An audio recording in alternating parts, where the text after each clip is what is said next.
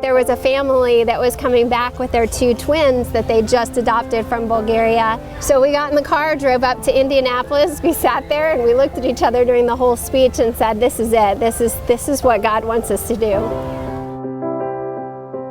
We got in there and the social worker asked, I apologize, I know it's early, but have you decided if you're going to adopt them or not? I just have to know if you're going to take them. And we said, well, absolutely.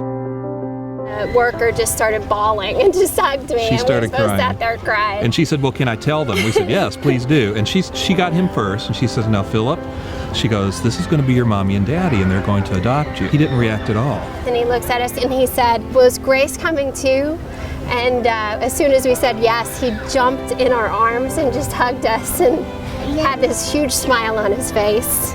And then the second day when we went to the orphanage to meet them, we were standing in the waiting room in the foyer and we heard giggling and we peeked around the corner and they just ran as fast as they could and jumped in our arms and hugged us. You know, one of the things that really struck us was how thankful they were for just everything. We brought him back right before Christmas and we went to church and he got an orange and he could not have been more happy or more proud of that orange. And so it helped us kind of see things through their eyes a little bit too, to really see that many of these things we take for granted.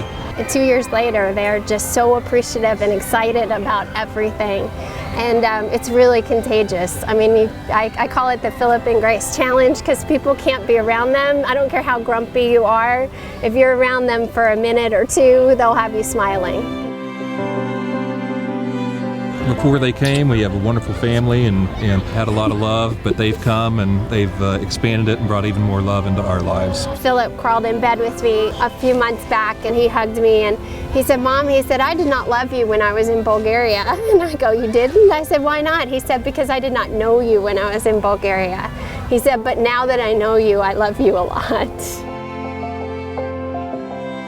It's a small agency to where they really care and you really get to know the people that you work with. They really stepped us through step by step, the process, all the paperwork. Their heart's in the right place.